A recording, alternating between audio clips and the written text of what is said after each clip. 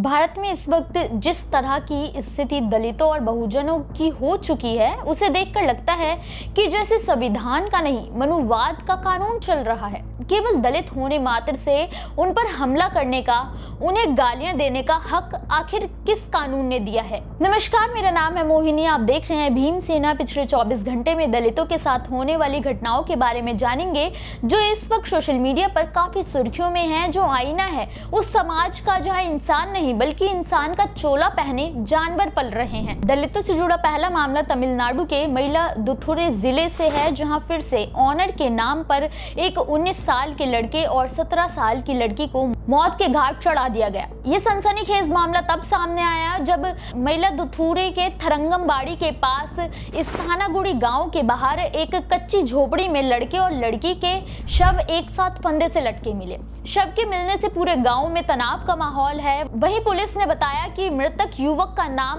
पार्थिबन है, जो कि पुदुपालियम गांव का रहने वाला था। साथ ही वो एक राजमिस्त्री का काम करता था। वहीं लड़की ने 12वीं की परीक्षा पास की थी। दोनों के बीच काफी समय से प्रेम संबंध था, जिसकी खबर लड़की के परिवार वालों को लग गई थी और वो लोग इस रिश्ते के सख्त खिलाफ थे। दोनों का शव सुबह करीब 3 बजे झोपड़ी में लटका मिला। पार्थिबन के परिवार ने लड़की के परिवार पर आरोप लगाया है कि ये ऑनर किलिंग है, जिसके बाद पोराईयार पुलिस ने 30 जून को लड़की के पिता लक्ष्मीकांत और 4 अन्य लोगों को गिरफ्तार किया था। लेकिन मृत युवक ने एक दिन पहले ही पुलिस को तहरीर दी थी कि लड़की के पिता समेत 5 लोगों ने उससे मारपीट की थी। दोनों मृतक अलग अलग समुदाय से थे, इसीलिए पुलिस हर मुद्दे पर जांच कर रही है। अब देखना यह होगा कि इस जांच के बाद क्या क्या खुलासे होते हैं। दलितों से जुड़ा अगला मामला कर्नाटक के चिकमंगलुरु जिले से है, जहां जातिगत भेदभाव की दीवार को तोड़ते हुए आखिरकार 50 सालों के बाद दलितों को मंदिर में प्रवेश करने और पूजा करने की इजाजत मिल गई है। दिल को सुकून पहुंचाने वाली एक खबर चिकमंगलुरु जिले के कादुर तालुक के निदाघट्टा गांव की है, जहां जिला प्रशासन की मौजूदगी में दलित समुदाय के सैकड़ों लोगों ने आंजनेय स्वामी के मंदिर में प्रवेश किया और वहां पूजा अर्चना की। हालांकि किसी अनहोनी की आशंका से भारी संख्या में पुलिस बल तैनात थी, लेकिन सवर्ण मंदिर होते हुए भी वहां रहने वाले सवर्णों ने इस शुरुआत का स्वागत किया। आपको बता दें कि इस गांव में दलित समाज पिछले 5 दशक से सामाजिक बराबरी के लिए लड़ाई लड़ रहा है। वो मंदिर में प्रवेश चाहते थे, लेकिन गांव वाले इसके विरोध में थे। मगर जब खुद जिला प्रशासन दलित समुदाय की मदद के लिए सामने आया, तो सवर्णों ने उन्हें निर्विरोध मंदिर में प्रवेश करने दिया। हालांकि चिंता की बात यह भी है कि जब पुलिस प्रशासन वहां से हटता है, उसके बाद गाँव के सवर्णों का क्या रवैया होता है? क्या तब भी इसे स्वीकार कर लेंगे या कोई नया तमाशा होगा? दलितों से जुड़ा अगला मामला उत्तर प्रदेश के गोंडा जिले से है, जहां शौच के लिए एक 17 साल की दलित नाबालिग बच्ची की संदिग्ध हालत में मौत हो गई। इस घटना से पूरे इलाके में हड़कंप मच गया है। ये घटना गोंडा के कोतवाली नगर थाना क्षेत्र की है। पीड़ित परिवार ने बताया कि बच्ची सुबह के वक्त शौच के लिए खेतों में गई हुई थी, लेकिन करीब 2 घंटे होने के बाद भी वो नहीं लौटी, तो परिजनों को चिंता हुई। उन्होंने बच्ची की तलाश शुरू की। काफी ढूंढने के बाद बच्ची का शव झाड़ियों में मिला, जिसके बाद पुलिस को इसकी जानकारी दी गई। वहीं पुलिस का कहना है कि बच्ची की मौत का क्या कारण है, ये पोस्टमार्टम रिपोर्ट सामने आने के बाद पता चलेगा। वहीं बच्ची के साथ जोर जबरदस्ती को लेकर भी पुलिस ने कोई बयान नहीं दिया है। बच्ची की मौत काफी संदिग्ध है।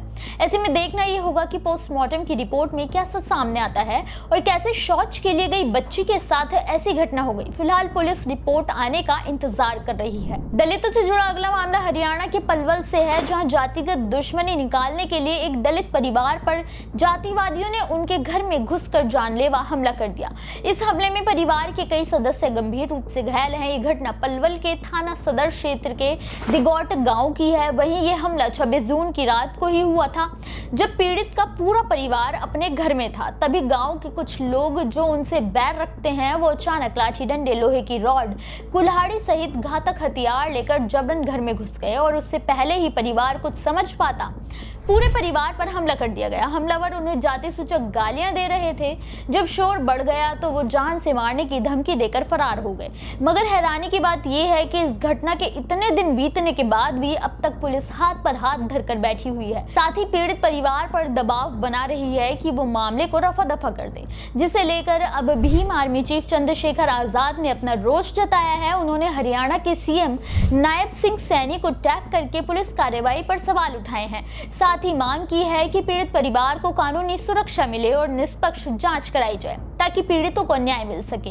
ऐसे में देखना ये होगा कि आजाद के इस मामले में बोलने के बाद भी प्रशासन नींद से जागता है या नहीं। दलितों से जुड़ा अगला मामला झारखंड के गिरिडीह से है, जहां देश भर में मतदाता सूची गहन पुनरीक्षण यानी कि एसआईआर की प्रक्रिया शुरू हो चुकी है। वहीं इस प्रक्रिया में दलितों, गरीबों, अल्पसंख्यकों और पिछड़ों को निशाना बनाकर उनके नाम काटे जाने की खबर सामने आई है। इस सनसनीखेज खुलासा किया है झारखंड के अल्पसंख्यक कल्याण मंत्री हफीजुल हसन अंसारी ने। उन्होंने दावा किया है कि एसआईआर के नाम पर छोटी छोटी गलती होने पर भी नाम काट दिए जा रहे हैं, जिसमें दलित, पिछड़ों और अल्पसंख्यकों को खासकर निशाने पर लाया जा रहा है।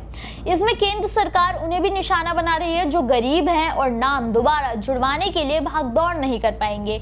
अंसारी ने कहा कि वो चाहते हैं कि एसआईआर हो, लेकिन पूरी ईमानदारी से और बिना किसी त्रुटि के। उन्होंने अपने सभी कार्यकर्ताओं को चौकन्ना रहने के लिए कहा है ताकि किसी का नाम न कटे, क्योंकि जितने वोट कटेंगे उतना सरकार को फायदा होगा, जैसा कि बंगाल चुनाव में हुआ है। हालांकि अल्पसंख्यक कल्याण मंत्री हफीजुल हसन अंसारी के लगाए गए आरोप वाकई में काफी संगीन है, लेकिन दलितों, पिछड़ों और अल्पसंख्यकों को निशाना बनाने की बात कोई नई नहीं है।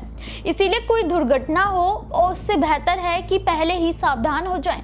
आपका क्या मानना है, कमेंट में जरूर बताएं। दलितों से जुड़ी इन खबरों पर आपकी क्या राय है, कमेंट बॉक्स में जरूर बताएं।